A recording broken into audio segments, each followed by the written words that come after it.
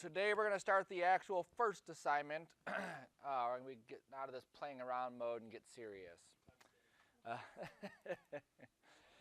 So in your documents, if you don't remember, on the P drive on your computers, you went into the Maya folder, you deleted that 2018 folder, you copy your 2018 in there. Before you leave today, you copy that 2018 out, right? Cool. Then you can start Maya up.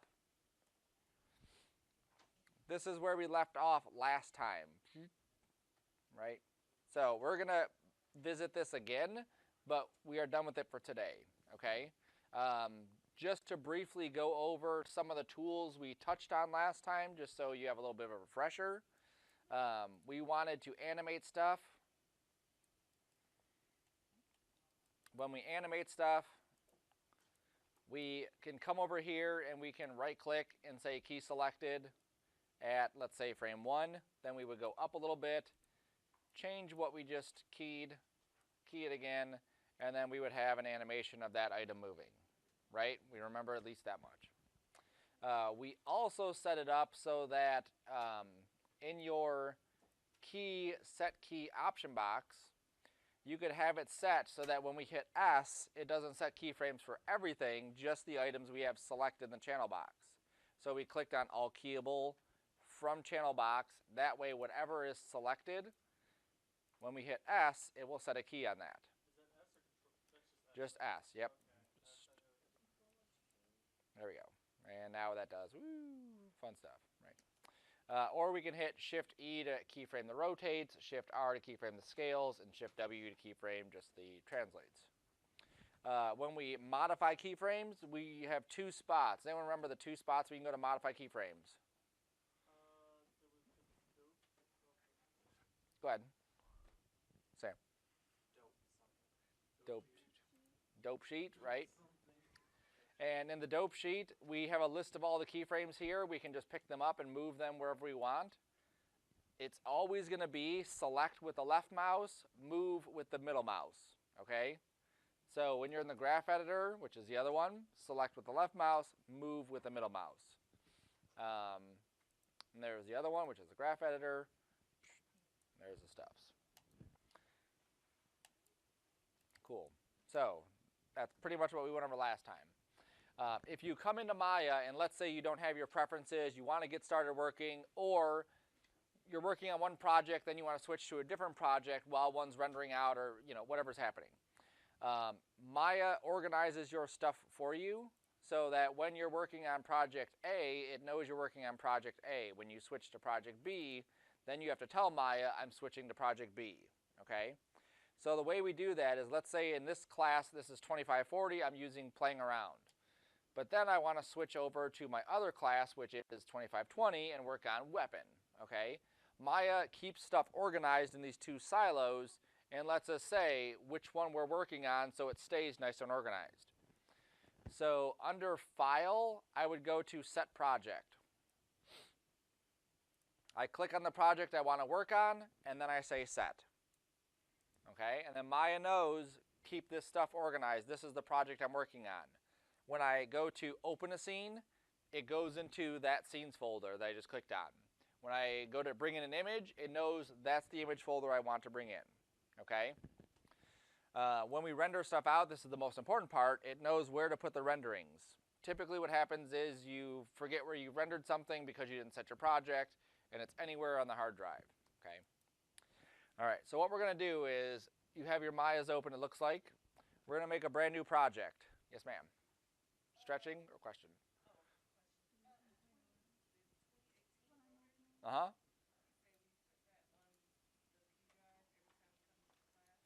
When you come into class, you go to your P drive Maya folder.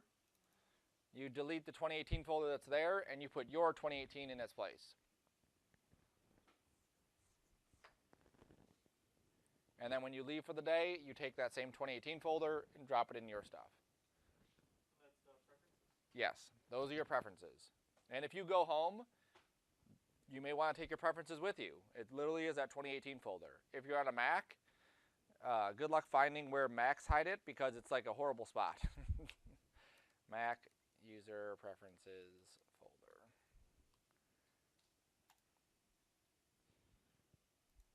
just so you can see it. This is where I literally have to go every time. Library preferences, and then it's in Autodesk, then it's in Maya, and then there's your thing. It's like a horrible spot to even put that. Okay. Was that? If you go to your custom tab, you should see all of your stuff that you added. Okay. We didn't add anything too crazy, and the class before us pretty much has the same stuff. So even if we didn't have them, it would be fine. The only thing you'd want to double check is always make sure you're working on the correct project. And what I do to check it is if I go to recent projects, the top one should be what I'm working on. So right now I'm playing around. That's what I should be working on. Okay. All right, so we're going to make a new project because we're going to start a new project today. So go to File and go to Project Window.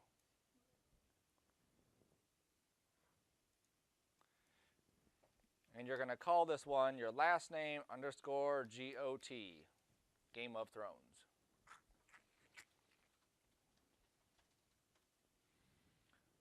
Make sure it goes into your 2540 folder.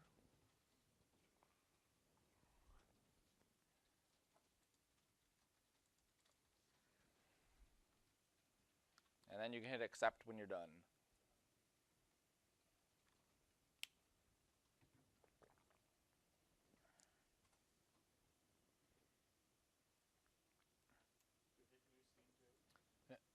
Yeah, you can make a new scene.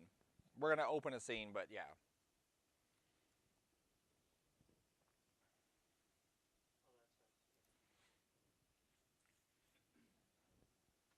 All right, so you'll need to log into Canvas after you're done. And under Modules, Game of Thrones, you'll find a Game of Thrones house. You will download that file and put that into your Scenes folder. So something like what we just saw in the Game of Thrones opener, by the time we get through, about halfway through the semester, you'll have a really good idea about how to do that kind of animation to that level.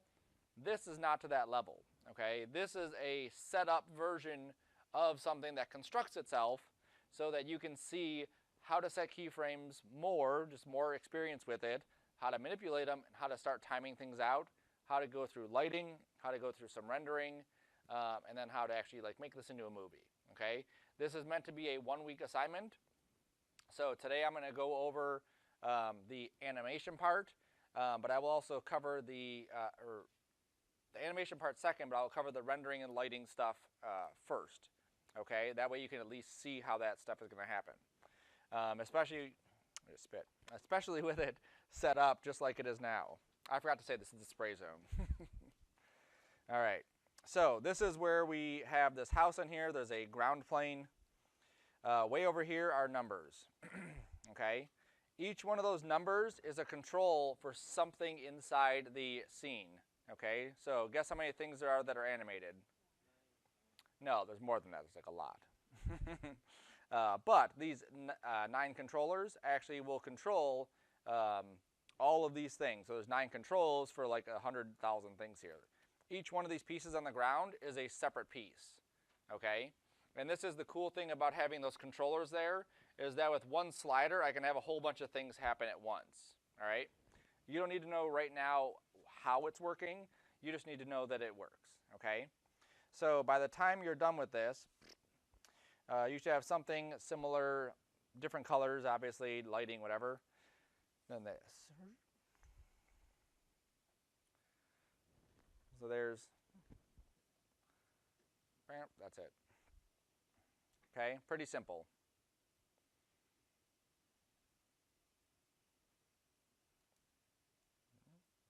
Cool. Okay, so we'll talk about the rendering part first, just so you can see how to add lights, how to add materials, and then we'll get to the animation part. That way, the lighting and shading part is very similar to Cinema's, so it's not hugely different. First off, you'll notice that you can't select any of the geometry.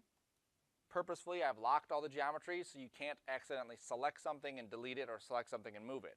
It really has to be intentional, okay? In your outliner on the left, here is group 324. That's all the geometry, okay?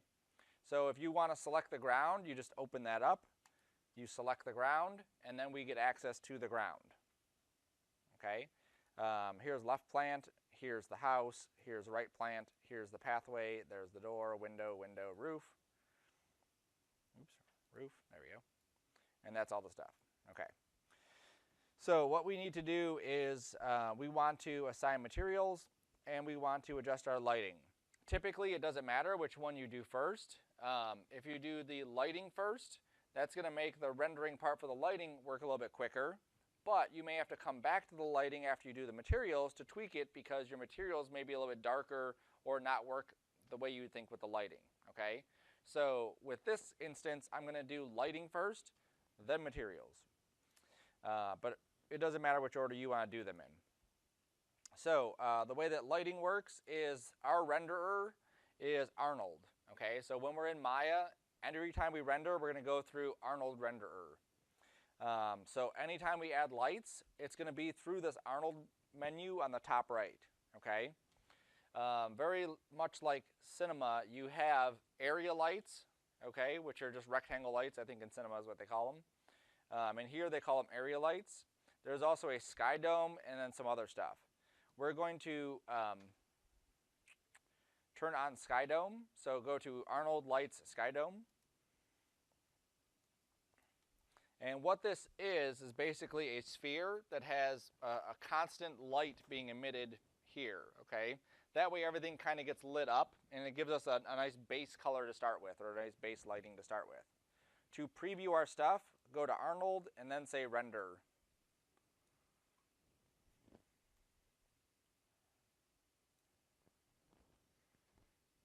All right, so what should pop up is an interactive photorealistic render. That's what they call this, IPR. Meaning anytime we change something, it'll automatically update.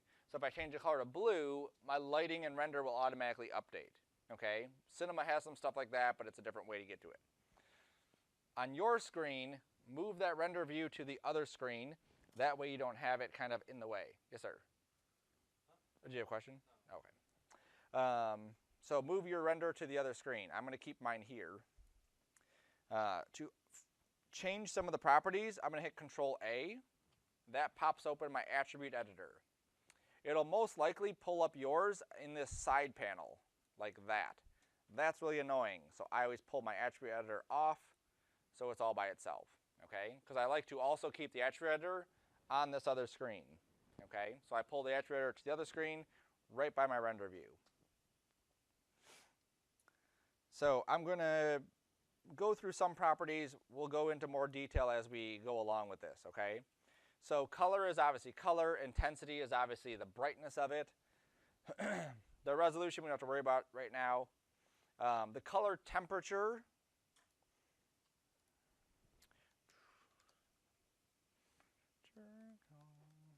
is this. You may have heard of the Kelvin temperature scale before. This is kind of like how lighting is measured.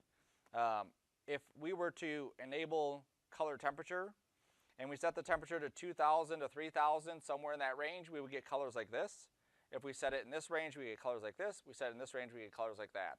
So this way it's kind of easier to figure out where stuff is at, because obviously the 4600 to 6500, you're looking at daylight. Here you're looking at more of like a white light, which is pretty much what we have now. And then over here we have a warm white, or like a orangish yellowish light, okay? So I'm going to enable my color temperature and then set this to 6500. Did anything change on yours? No, right? Okay. So Arnold has this weird thing where sometimes it doesn't like to update. So the only fix for it is to close the Arnold renderer and then to reopen the Arnold renderer.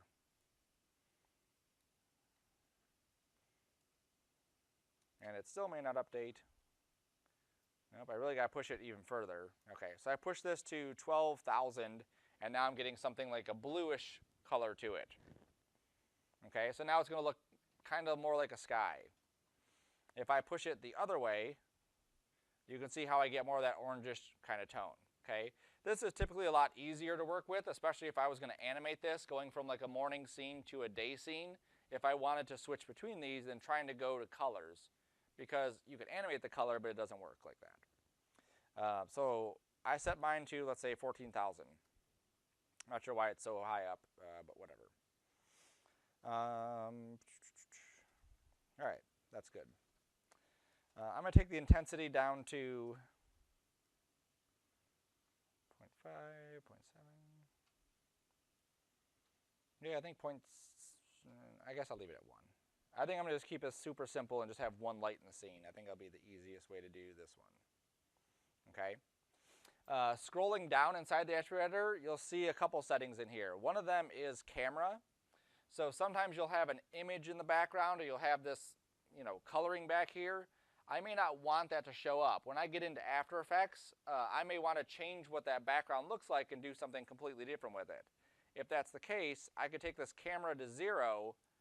It'll still use all the lighting information and stuff from that sphere, but it just won't render that sphere out. Okay.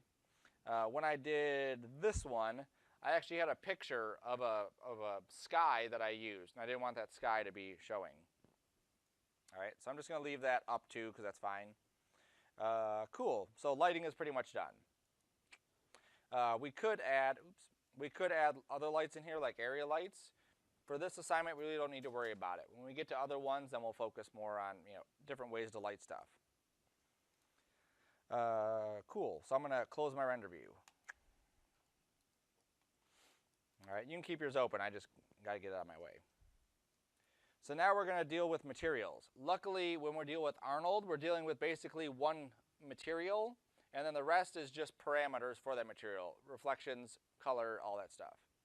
So if I click on ground, and then I open up my hotbox, so I hold the spacebar down, and then I go down to lighting and shading, and I go down to assign new material. This will pop open the create material or assign new material box. Okay, so this is going to list every single material and object inside Maya. We only need one item in here. We're going to click on shader and then go to the AI standard surface. Okay.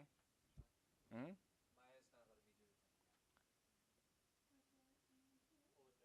It is. Hold it down on lighting and shading. No, it isn't. You don't need this preview. A lot of it will come from that Arnold render. When you actually render it out, you'll see what it looks like. Okay. So if we were just to render it out again, just like it is, what we're going to notice is that the ground is super reflective. Okay. Reflection inside of this works different than it did in Cinema. In Cinema, there's like 10 different sliders there, and you can really control a whole lot of stuff with that. In here, we don't need to worry about so much of it. If we just focus on a couple attributes. So number one is just the roughness. So everything has a specularity to it, a reflection to it. It's just a matter of how much reflection, how much specularity, how much roughness, and all that. So if I pull the roughness down, just so you can see, this is going to make this a crisp reflection. If I take the weight of my base color down, and I take this color down, and that's down. Yeah, it's working. Okay. I'm going to get a really sharp reflection on here. Okay.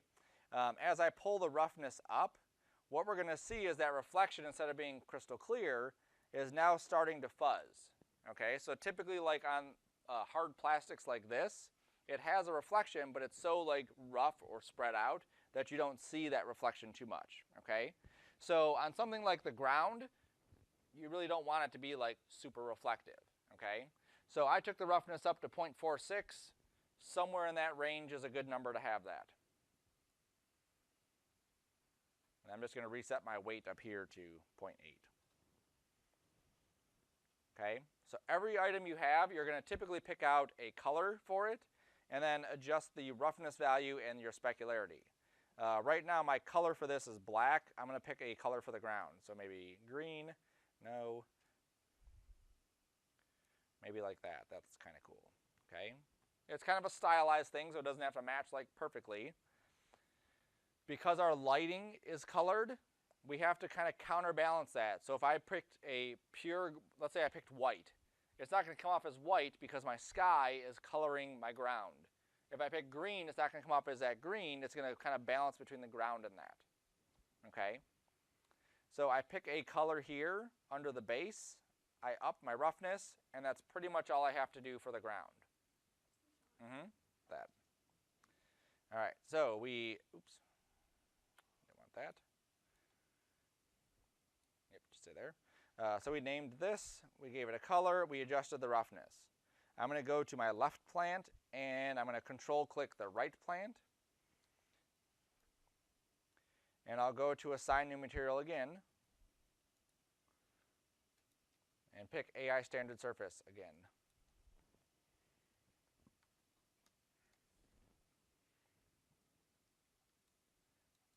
I can give it a name, pick a color for it,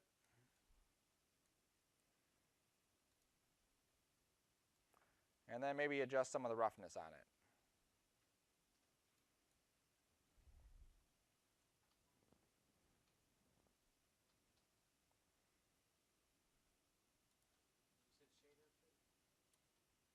AI surface shader under the left side shader. Yep, right there.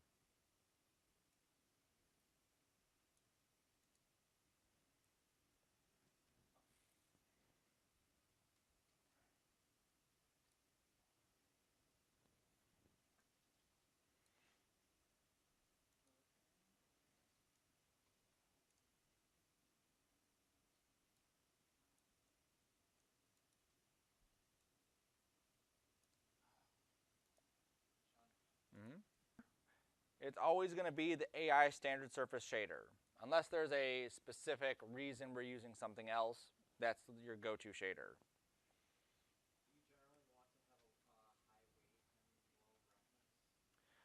The weight is basically like how much reflection is coming in there. So typically at the default 1 is fine for what we're doing. Because a lot of it's going to be based off of that roughness value that we punched in.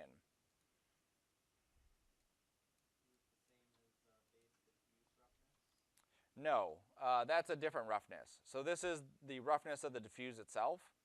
Instead of being like a perfectly, like in this case, brownish color, it would kind of spread it out a bit more.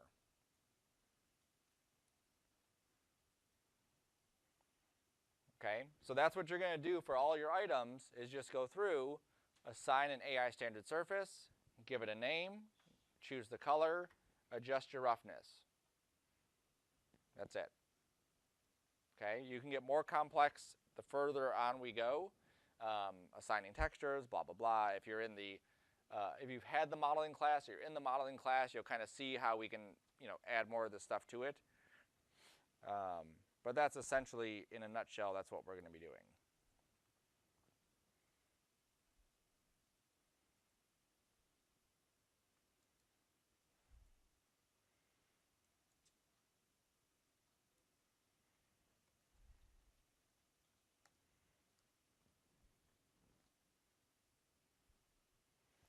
So just as a for instance, let's say that I wanted to assign the same material I have for my bushes onto my pathway here, for whatever reason.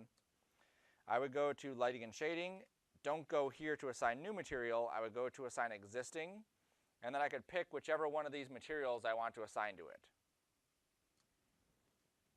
Okay, and that way I don't have to make a brand new one for anything else. I already used that material on several items. All right, as you pick colors, think about a color scheme. Think about creating something that looks pleasant. Too many times I get something where it's like bright yellow and dark red and then some other random colors. Like it's literally like all over the spectrum. It's very difficult to look at. So use a very pay attention to the colors you're using, okay? If you need to, you can definitely go to Google and type in color schemes.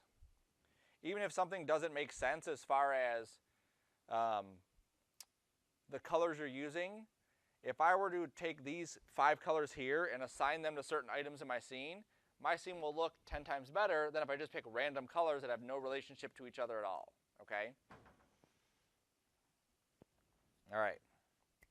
Now, to access our colors, let's say we've closed our stuff. I need to get back to one of my colors because I want to tweak what it looks like. you can pick on the piece of geometry. So for like pathway, I can click pathway, hit Control A, and then find on the very far right side where that material would be. Or this thing here will show you all your materials. So this is basically like you have materials down in the bottom of Cinema. This is the Hypershade. The Hypershade controls or shows every single material that you have. So when I click on that, I can see here's my ground, here's the house, here's my plant, and then you can ignore the rest of them. Okay? And if I click on one of them, it'll show up on the right side with all the attributes, and then I can go ahead and tweak and modify and adjust what it looks like. Okay? So if I decide that I want to tweak stuff in here, you can also do that. I can have my render screen up there, have my Hypershade here, and then just tweak back and forth. Cool? Cool. All right. So now let's get to the animation part. The reason you paid your money, right? Okay. So all of these things control other stuff in the scene. Okay? If you zoom out and you click on any one of the numbers, you'll notice in the channel box, so you may have to hit Control A or pick on the tab here that says channel box. You'll notice each one of these has a different value or different thing down here. Something that's unique to it that tells you exactly what it's going to do. Okay? They're numbered in a way, that's how they should be animated on. Okay, so you wouldn't animate 8 first because that's the plant. That wouldn't make sense for a plant to just pop out of nowhere and then the ground to like come in later. That doesn't make sense. So you'll go to the number 0 first and you'll animate the ground. Then you'll go to 1 and you'll animate the house. Then you'll go to 2 and you'll animate the roof. Yep. Okay. Now the way that each one of these works is they are, like I said, controlling something else. So if I click on the name and then I middle click and drag, you can see how that ground just goes away and then it comes back. Okay? So what we want to do is we want to take all of these and put them all back to 0. So I'm just going to grab each one and just set each one of these to 0. You could type it in also if you want. Whichever one the bottom one is, like this one says window right open, I'm setting that to 0. So you may have to hit Control A to hide your attribute editor or open your channel box.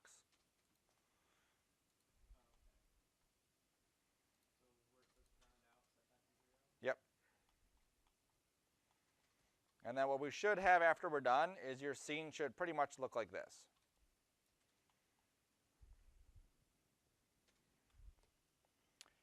All right, now my animation here is 200 frames. That seems like an appropriate amount of time for this thing to happen, okay? If it was 500, 800 frames, that means that it's going to be 800 frames long of rendering, and that's going to take a long time. This took overnight to render, okay? So we don't want that. Also having this less means everything's going to go quicker. I think it's already probably maybe a little bit too quick in some spots, so I'll definitely lengthen some of the things out, okay? So we want 200 frames. So in your time slider at the bottom, set that to 200 for both numbers. Okay, so our work area is 200 and our time slider is 200. So now we're just going to start at 0 and we're going to start setting keyframes. Why isn't that at 0? There we go. Okay. So I'm going to set a keyframe for only one thing on each of these. Whatever that attribute is, that's the only thing that I need to set a keyframe on. So if I click on it, I either hit S if it sets the one key, or I right click and key selected, either one. Okay, if it accidentally, it hits all of these, just hit undo and then just right click and key selected. Okay, now you are not going to know how long between A and B that we want keyframes to happen. So you just have to eyeball it or guess and then use the dope sheet to tweak what those settings are. For this assignment, you really shouldn't have to play with the graph editor too much. A lot of it's just going to be where's the start, where's the end, and then adjusting how that happens, okay? So for this, let's say we went up to 60. And then we set this to its highest value, okay? So I'm going to click on the word ground out and use my middle mouse until the entire ground is out.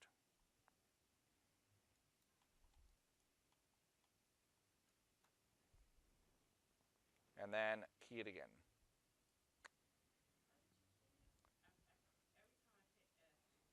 It does everything?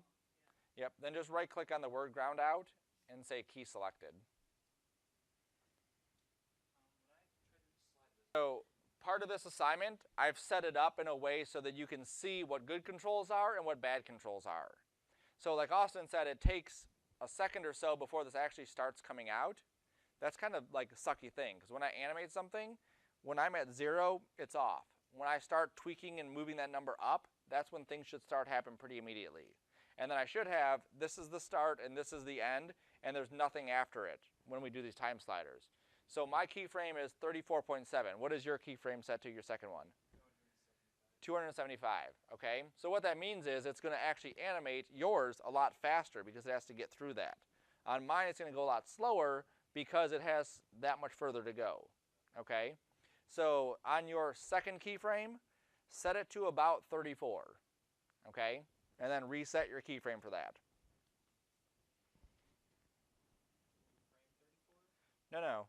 The value for ground out should be 34. On frame 60. Frame 60, the ground out should be 34. At frame 1,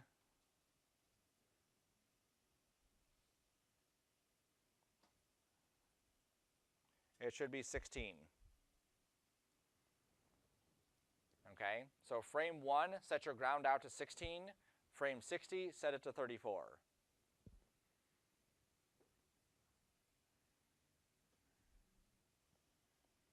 And you'll also notice too, if you keep sliding left, it'll also go infinite negative, right? Again, a horrible control shouldn't be set up like this, but I do it because I want you to see, okay? When we get to setting up our own controls, you want to lock in, like this is where the animation is going to be happening. Yep. Yeah, if your render window is open, it'll try to update each frame as you go. All right, so that's number 1. Now that may not be a good amount of time. We may need to pull it back. We may need to push it up. But we have our start and we have our end as far as values go. So it's just a matter of adjusting how long it takes to get to those values, okay? So we do all the keyframes first, then we can come back and tweak it. So now we'll go to number 1. So what was the problem with the first number that we did? Too wide of a range, right? Negative infinity to positive infinity. We don't really know where it happens. How about this one? Too short of a range. 0 to 1. It locks us in, okay? Our animation will still play. Maya can still play 0.0001, 0.0002, but that's too short of a range. But we know that it's 0, that's the start, and 1, that's the end. So I'm going to go to frame 30, and I'll set my first keyframe for the house at 30, at frame 30 to be at 0. Okay, so I grab my number 1, I'm at frame 30, I set house open to 0, and then I keyed it. And then I'll go up to, let's say, 80, and then I'll set that to 1. And then set a key. Now you'll see, even with this controller, you can't see it when we just like click and drag, but when the house comes down, it actually comes down and bounces a little bit and then folds up. Okay, so that's all built into that controller to do that. Cool. So now let's go to the next number. And the next number is roof down. And roof down, we're going from 0 to 10. But again, we have that it's like an unlimited range. It just goes on forever, okay? So let's say at frame 70, that looks like a good value. At frame 70, we'll set roof down to 0. And then at 100, we'll set it to 10.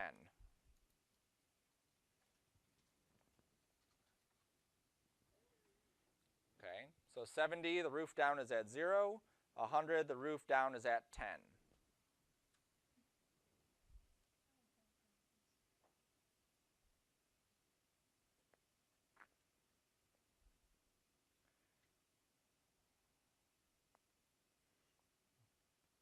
Okay, so what we'll be looking for afterwards when we start tweaking our keyframes is to try to get everything to kind of flow seamlessly so there's not like a lag. So as the ground goes across like this, okay, the house is like right there in the middle. I would love to have the house like starting to be built right about that time, okay? That way we're not all the way over here when the house starts getting built. The same thing here when the house is folding up, that right there, it'd be great to have the roof coming down. And so right when this closes, the roof is like already like ready in position, okay? No weird overlapping like the house is like this and then the roof is like sticking through it. It should be like as this comes down, that's when the roof comes down and then starts to assemble, right? But again, we'll tweak that after. All right, next number, trace. Now, what do you notice about the controller for door reveal? 0 to 10, and it's perfect, right? Here's our start, here's the end, that's our range. So when we get to the point where we're actually creating rigs and doing this kind of stuff, that's the stuff you want to look for because that's going to help you as an animator know this is where the animation is, okay? So the rest of these controls will have a defined starting point and a defined stopping point of where the animation is, okay? So 0 will always be the start, and 10 or whatever will always be the end. Like, I literally can't slide anymore. That's as far over as it's going to go. So with our stuff in mind about how we want this thing to animate, like this at, let's say, 72, the door is going to be at 0.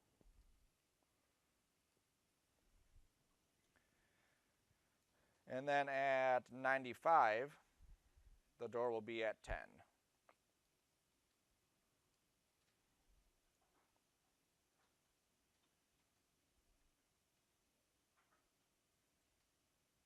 Cool.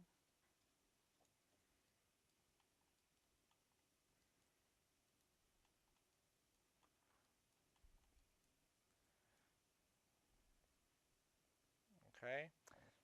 The rest of them, I'm going to leave it up to you to take care of those, okay? It's the same process. Find a good starting point, find a good ending point, and then see how it looks, okay? Try to not have everything look static. So for window left and window right, I don't want them both to pop on at the same time. That's odd. I want one window, and then as this window's coming up, then the other window's coming up, okay? Same thing with the bushes. One bush would come up, the other bush would come up. Same thing with the pathway, okay? You'll obviously have some overlap. So now let's go into the dope sheet, just so you can see how we would tweak 1 through 3, 0 through 3. Okay, so I'm going to shift click those 4 numbers, 0, 1, 2, 3, and then I will go to the dope sheet.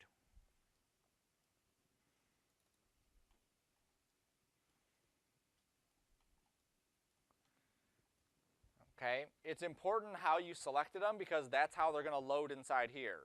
So if I choose 0, 1, 2, 3, I know that 0 is the first one, 1 is the second one, 2 is the third one, and then 3 is the fourth one. I should have named these different. But you get the idea, okay? So this should happen first, which it does, and then this happens, and then this happens, and then that happens, okay? So if I need to expand the time on something, I grab this, and I middle drag it over. If I need to offset the animation totally, I'll grab the whole animation and move it. So for instance, like we talked about, I would love the house right here to have already kind of dropped in place. So I'm going to go to that frame. I'm going to click on the house and then middle drag it backwards until the house gets to be about there. It's too much. There we go. And so now as this falls down, the house is in position. Okay? And then right here where the roof should be, I click on this one, and then I can middle drag it. Oops, it's too far. Right there. And then test it out and see. Nope, still too far.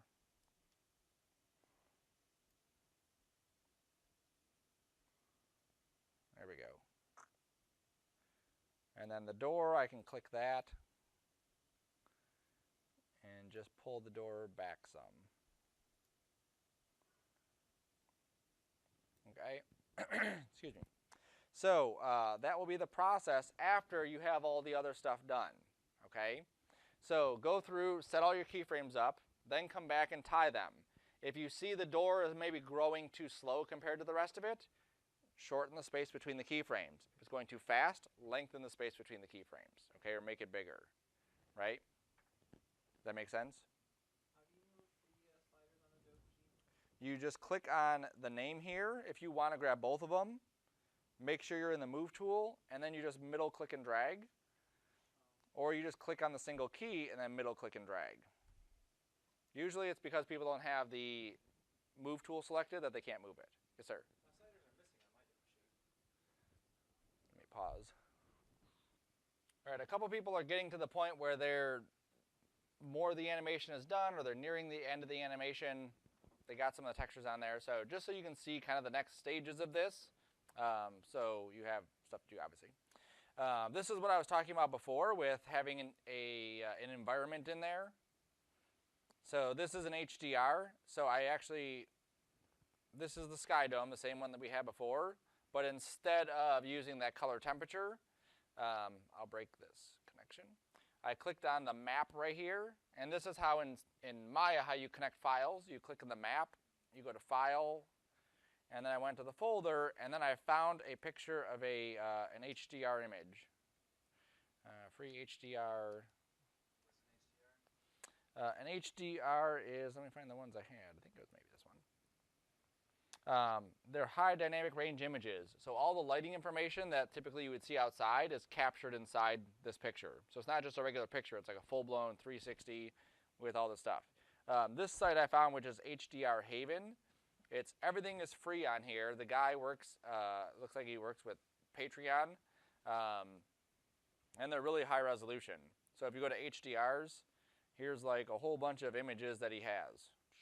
Like crazy. This is really good stuff. So you can click on one if you want one of these. You can download. Typically the 4K for what we're doing is going to be sufficient. If you were doing something that has a lot of high reflections and car stuff, you know, then maybe the higher one, but plenty good. So then you would just map it to that. I put mine inside this folder, What's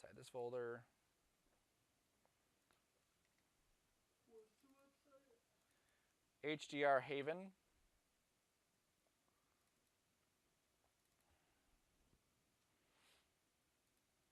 There it is. Okay, you definitely don't want that background to show. Like that looks stupid when you have your house. This, you know, cartoony looking house with this realistic background that looks kind of silly. So you definitely want to use that camera and turn it off so it doesn't actually render that camera view. Okay. Cool. So I'm just going to break the connection on here and just leave this as color temperature and crank that up. All right. So I have my animation done. There it is. I want to always preview my stuff at real time. Like we talked about before, we don't know what actual real time is. If you look at my time slider here, I'm at about 20 frames a second, okay? If you right click in your timeline and go to Play Blast option box, so that's something you could do now. At any point you can and should do this. You change your format from AVI or QuickTime to image. You change the encoding to Maya. Okay, so format, image, encoding, Maya. And then your scale to 1. Those are the 3 things that I change every time. and then hit play blast. What it does is it takes your scene as it is in the camera, outputs it to a player so that you can see what it looks like in real time. That way you're like, okay, this is looking good still at the correct speed.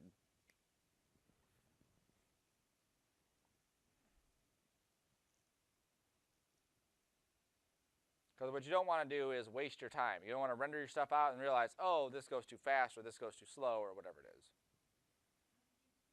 You right click right in the timeline and then go to Play Blast option box. And then image for the format, encoding Maya, and then scale set to 1. So now I can look at this and see what is it looking like. You could also punch in different frames per second.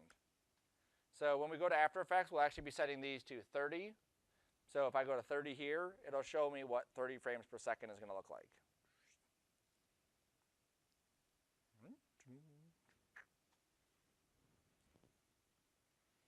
Okay, so let's pretend that I'm happy. This works, it looks great. I'm ready to move on to the next step. We typically want to have some kind of camera set up inside of our scene. I could render straight from here, but if I move my camera or whatever, it's gone. Okay, I'd have to re-render it out or whatever. So under Panels Perspective, you can make new cameras. Now that's under this menu, Perspective, and then say New. And then it'll automatically put you inside of your new camera. So this is called Perspective 1. I'm in Perspective 1. Okay? Panels, Perspective, New. I'm going to rename this Render Cam. Always make sure you have whatever camera you're going to render out named appropriately. Otherwise, you'll end up with Perspective 1, 2, 3, 4, and so on. Just as a for fun bonus piece of information, if you look at the option below it, you'll see it says Create Stereo. So if you actually wanted to render this out in like 3D mode, where you could put it either on YouTube as a 3D thing, or if you wanted to wear like the red and blue glasses, you could actually render it out and then make like that 3D thing so people can look at it and see actual like 3D. It's pretty awesome. But not for this. Okay, so there's Render Cam. Same settings you would have inside of Cinema for your render camera. Typically you want to adjust your focal length. So if I set that to 100, oops, that's too much. If I set this to 85 or 60, 60 looks like a good number. If I set that to 60, I get a good amount of like fill inside my scene. If I set it to the focal length to like 4, I get this, right? That's heavily distorted. I don't even know what that would look like, crazy, right? That's too much. Let's put that back to 60. Okay. We need to know what it's going to look like when it renders out. If I scoot this window over here like this, you can see how much of the upper area is in the scene and how much of the lower area. When I actually go to render this though, you'll see that we don't get all that upper and all that lower. So we want to know exactly like what's the frame that this is going to render out at. Let's go back over. This little manipulator here that says resolution gate, it's right under the word show. That's what's going to render, that box. So as I set up my camera and I'm like lining things up, that's what I need to make sure is set up so that my rendering happens right inside that box.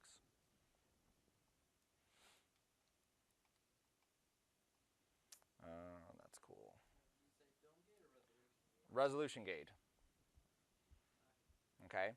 Now, if we could do a still shot, still shots are boring though, okay? So if I just leave my camera just like this, and I hit render for the animation, it'll render it out.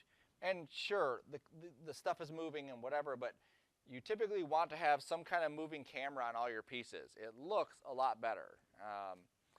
So that's what we're going to add into our scene is a nice little camera move.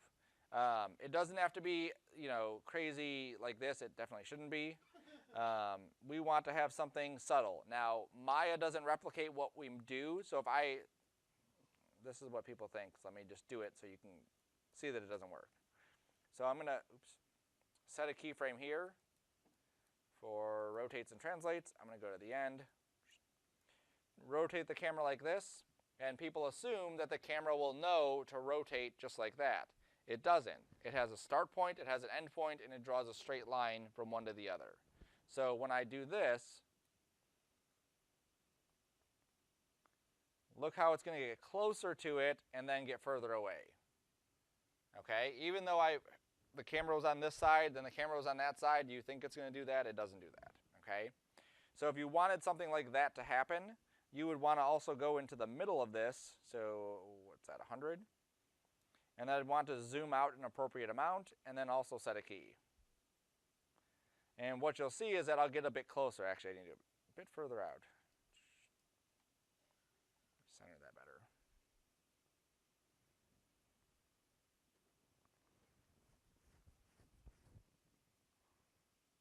Okay. So what I've done is I've created 3 points. So now it's going to feel like we're kind of staying in this kind of arc formation. Right? Cool. The other thing that I need to change is look at what the camera does at the very start and what it does at the very end. What is the camera doing? What's one of our animation principles? Ease out and ease in, right?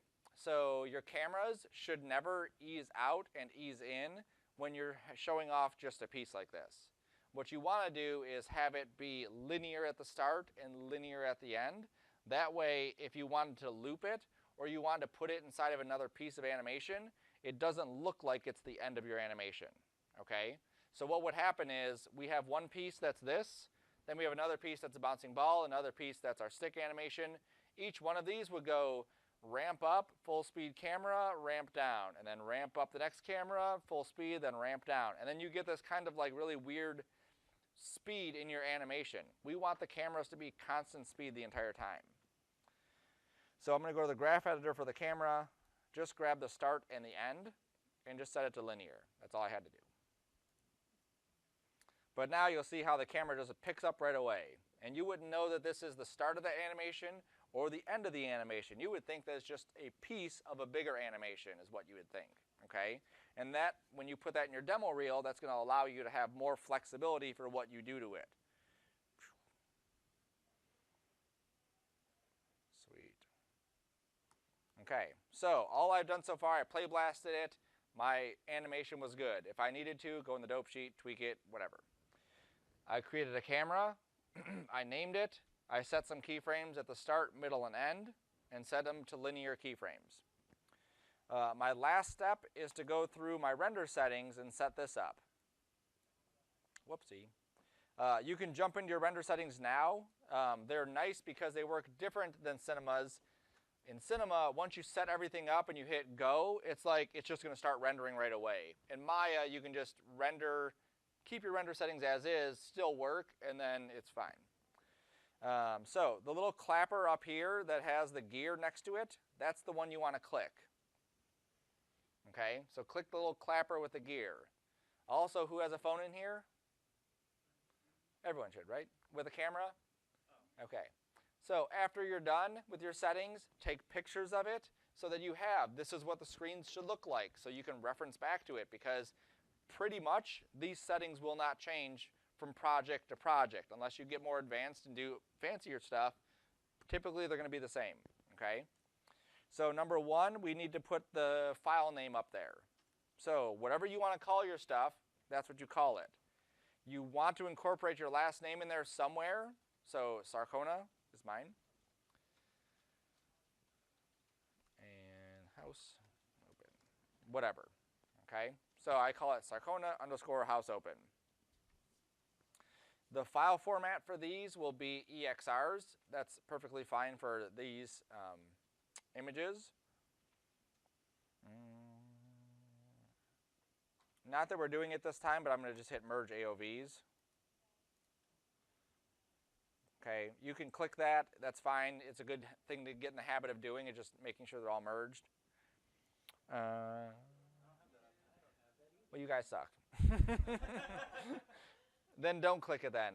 It's probably because I have AOVs that I have them. So that's probably why it's showing up. Okay.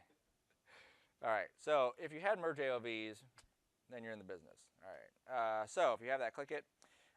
Further down. So the next area is how it's going to name them. So if you remember from Cinema, it was name.number.extension. Every time we rendered out an animation, we wanted to make sure it was that sequence. This is the same thing. So make sure you pick this one, name.$extension from that. If you don't pick that, it will only render out it'll only render your frames out with some weird funky extension, or it'll only render out a single frame. Okay, and usually what happens, people render it, they walk away, they come back, and there's only one frame rendered, and that is a horrible thing to have to happen. So name.number.extension. If you pick any of the other ones, it'll render it some weird thing, and then you have to go through 200 frames and rename 200 frames. Okay, so don't do that. That's fine there. Start frame is what? End frame? 200. Okay. Obviously, that will change project to project. What's our renderable camera?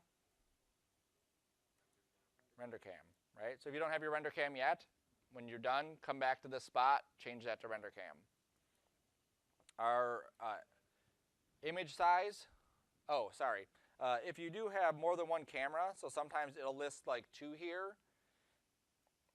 Sometimes it lists 2 here, sometimes you have to open that up and then trash the cameras you don't want, okay? Our render size is 960 by 540. I think that's the default. That's what you have? Yep, okay. And then this tab, everything is cool. Under the Arnold renderer, the only thing we need to touch inside here is camera and diffuse. I just basically pulled each one of these up. I think I pulled that one up too. So I put it at 4 and 4 for camera and diffuse. And what this is the smoothness of our items. When we render it out, if it's kind of pixelated, that's where our camera anti-aliasing and our diffuse are maybe not the highest quality settings. If I crank these down and I go to a spot where I can see stuff and render this out. Okay, that's lowest settings. As it cranks up, you can see how the settings look a little bit smoother. And as I really crank these up to 4 and 4, it's going to take a little bit longer to render each one of these, but I should have some nice smooth lines going around it. Okay, so that's what that's going to do. If you had reflections and they were, we have soft reflections, but if yours were really grainy, you could take the specular up some. For this project, we are not using motion blur. For whatever reason, Arnold does not like us going from a 0 scale, which some of the stuff does, to scaling up. It like literally locked up my station for an hour, and then I had to force quit everything and then restart it without motion blur, and then everything was fine. Okay, so this project won't have motion blur. Future projects will have motion blur, and I'll go over that when we get to it. Okay, so that's all we have to do. Give it a name, name.number.extension, start and end frame, render camera, and then turn up our camera and diffuse anti-aliasing. That's all we have to do in here. When we're ready to render, we go to our render menu, and we say render sequence option box. We double check which camera we have selected, and then we say go. And then what this is going to do is it's going to go through and it's going to render out every single frame right here. Just like it does inside Cinema, the only difference is that it won't let us do anything else while it's doing it, okay? So right now there's nothing. This is what I was going to show. There's nothing happening in that animation. Remember, we had to adjust the floor, so it started right away. This is what happens when it doesn't.